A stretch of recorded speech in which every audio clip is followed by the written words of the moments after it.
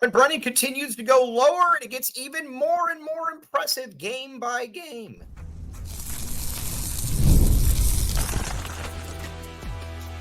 You are Locked On Wildcats, your daily podcast on the Arizona Wildcats. Part of the Locked On Podcast Network, your team every day. Thanks for keeping it Locked On Wildcats and making this your first listen of the day.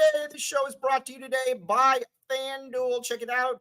Put down your $5 and you get $200 in free plays at FanDuel.com. All right, Arizona gets absolutely annihilated by Central Florida, and we're at the point, and we're going to talk about this a lot more tomorrow, but Brent Brennan, you got to figure out a way. You got to get him out of here. He is absolutely terrible. Every single game, and again, this game, if you watched it, Arizona missed a field goal, an extra point, and that was pretty much it. Central Florida is a team that is in total disarray. They are not playing well at all. And not only are they not playing well, they're moving their entire coaching staff around because of how bad they've played. That's not good. And the first thing with you when you watch Arizona is you're like, okay, well, I think you're like, all right, has this team quit? I don't know if they've quit. I just don't know that there's anything that Brent Brennan does that makes any sense whatsoever. And every single game, every single week, it is the same exact thing, game in and game out. That is unacceptable. Watch him in the presser after getting annihilated by 40 plus points in Florida. And he goes, I still believe that we have good coaches. I still believe that we have good players. Dude, that's not enough at this point, man. You've completely let down the fan base. This is worse than Kevin Sumlin. I don't know how else to put it, but this is absolutely worse than Kevin Sumlin, because Kevin Sumlin, even though, he was out boozing and having I at least had an idea of what he wanted to do, and he had nowhere near this type of talent. That's the thing. He did not have 5 projected first-round picks and a coaching staff that just looks like it doesn't know at all what it's doing. We're going to get to that in just a second. But this was as bad as it gets. This was as listless a performance. This to me was worse than 70-7, because there's no way that this team with this amount of talent should be playing this kind of football. And it seems to be getting worse. Then Brent Brennan goes out and he says, he goes out and he says, we're kind of at the stage now where, we know we have good players. We know we have good coaches. We just got it. No, dude, you have failed this entire fan base. You have failed this entire team by having absolutely no idea. And he is so over his head. And this isn't meant to be mean, but you look at people like Tom Duddleston or Barrett Baker, and they're like, well, you know what? This is the right guy. I'm going to buckle up and bear down. That's dangerous. That mentality is dangerous, because you have a team, you have a group of players that are totally, that have been let down by this guy. These guys came back to prove a point, and this guy is so far in over his head that it's not even fair. And I don't want to hear it all about the injuries. That means nothing to me at this stage. Every team is injured. Some teams are even more injured than Arizona. Look at West Virginia. Again, we talked about it all last week. West Virginia they were missing their quarterback, their best lineman, their best defensive player, and West Virginia is not even good. That is the other problem. West Virginia is not even good. And I think that is the issue. And that's kind of where we're at this point when it comes to Arizona. You got to figure out a way to get him out. Now, listen, everybody know I like Dave Hickey. I think he did a fairly good job with hires. This one was a disaster, and it was an F. It was there's no other way to put it. Brent Brennan is so far in over his head, and from not engaging the fan base to not engaging anything, this is awful. This is absolutely terrible.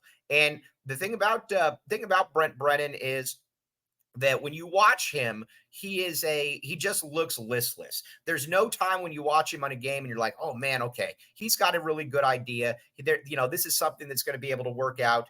There's none of that. He looks totally, I'm just kind of happy to be here. And that's just kind of where we are. That's just kind of where we're at when it comes to this. Now, listen, the problem though is when you look forward, this is going to get really, really ugly, I think, because you could have a lot of different pieces that came out. And I think one thing about all of this is you've got to know that with these players, there's a good chance that these guys are going to leave. And why wouldn't they? If you're Noah Fafita, you didn't come back for this. You didn't come back to be absolutely embarrassed week in and week out, and have a coach that basically is a coach that's basically just bad. I don't know how else to put it. He's just bad, and there was obviously no plan. It was listless, and it was listless from the beginning. And I think that's what's you go into this offseason and you have absolutely no idea what you're going to do. The strength and conditioning staff is absolutely atrocious. Everything about this staff. The only person I like is Dwayne Aquina, and I don't really know how to put it. But I don't really know how to put it. But at the same time, this is like I said, this is bad as it gets. Next year, you could be looking, if you bring him back, you could be looking at a 3-win team. You could be looking at a team where it's like, all right, well, you're this is basically there's no talent, there's no way to put this out there. And so here's where we're at. You've got to get rid of him. And we're going to talk about this a lot the next show, but you have got to get rid of him. There is no way, shape, or form that you can get rid of him, or that you can, there's no way that you can bring him back, because nobody will show up to these games, and it is going to be an absolute disaster. And if you're a player on this team, why in the world would you come back to play in this? I think that's the other question that so many people have to ask. Why would I want to come play with this? I don't really believe that there's really any other way to put it. This is a total disaster, and this is a total disaster. There's no other way to put it. The thing about Brennan too is everybody says that he's likable and this and that. I don't find him likable at all, really. I mean, maybe he's a good guy, but there's also no factor that makes me say that this is somebody that I want to support. And we're going to get into that here in just a second. But first, why don't we talk about something that we could all use, especially Arizona fans at this stage, this stage in the game, something we could all use. 5-hour energy. All right, 5-hour energy. Here's the great thing about 5-hour energy that I really like is that we are now in, it's a longer time of the year. 5-hour energy knows that no matter what team you root for, being a fan requires heart, soul, and a whole lot of energy. Whether you're prepping for a big tailgate or ironing your jersey, your game day to-do list is always a mile long. That's why the limited edition stand, the 5-hour energy shot, is here to help you get fueled throughout the day. What's your fuel this week? Whatever it is, do it with 5-hour energy. Available at 5hourenergy.com. Shipped nationwide. 5-hour energy.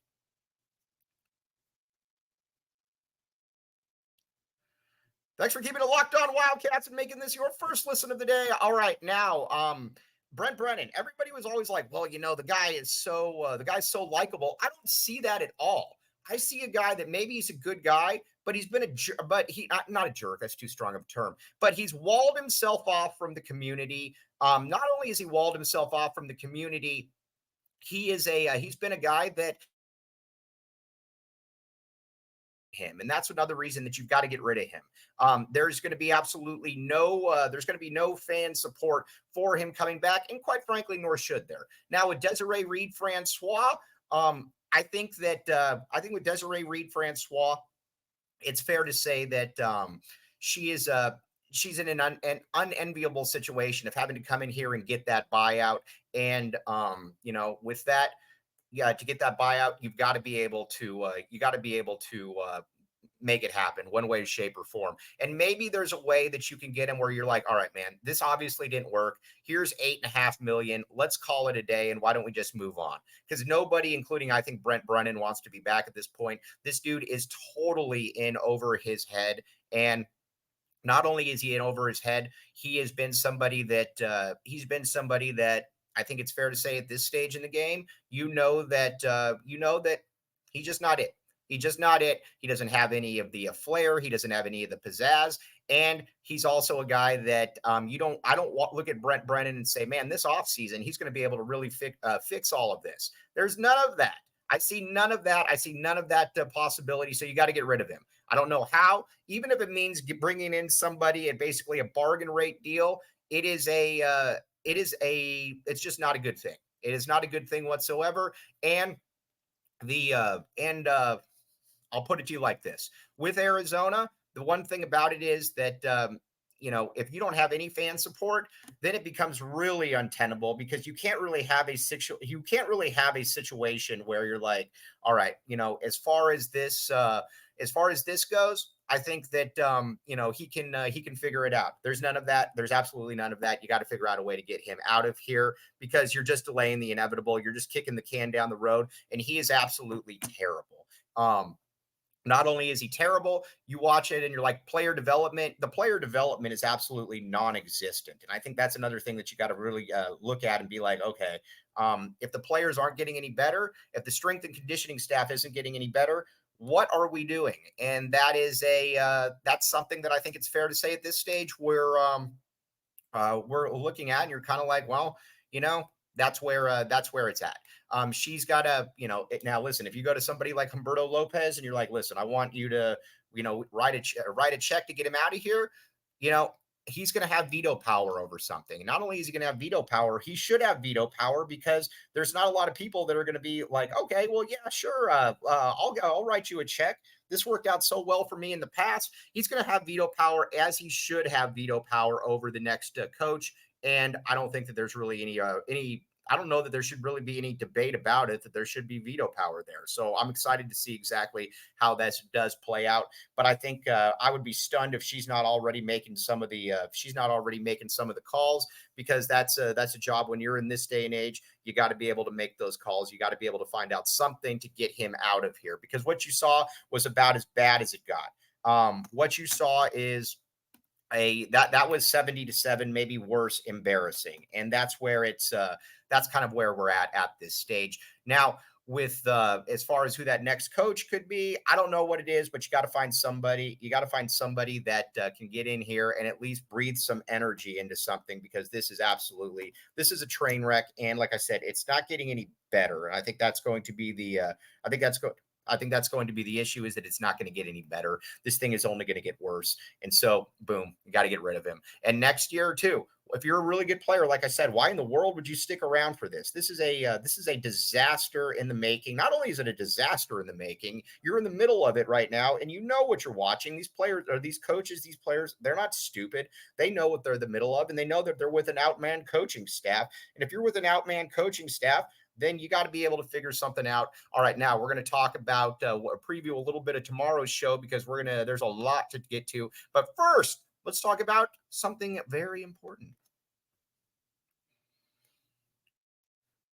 FanDuel, check it out, everybody. FanDuel.com. FanDuel. All right, now here's what you like about FanDuel. When you go to FanDuel, here's the thing. You can get started with $200 in bonus bets guaranteed when you place your first $5 bet.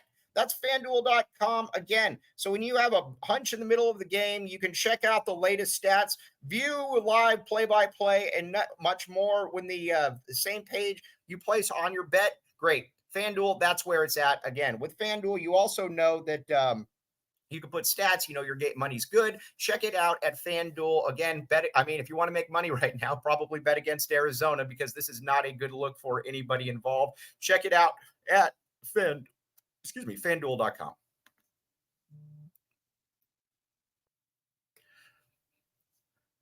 Thanks for keeping it locked on Wildcats and making this your first listen of the day. I am your host, Mike Luke. All right, now we're going to talk about what are Desiree Reed-Franois' options moving forward here to get rid of Brent Brennan, because you got to do it. At this stage in the game, it's done. This ship has sailed. I don't really care. The coaching staff does not like me much, and you know what? I just didn't like it from day one. Nothing about him felt natural, and that's just where it's at now.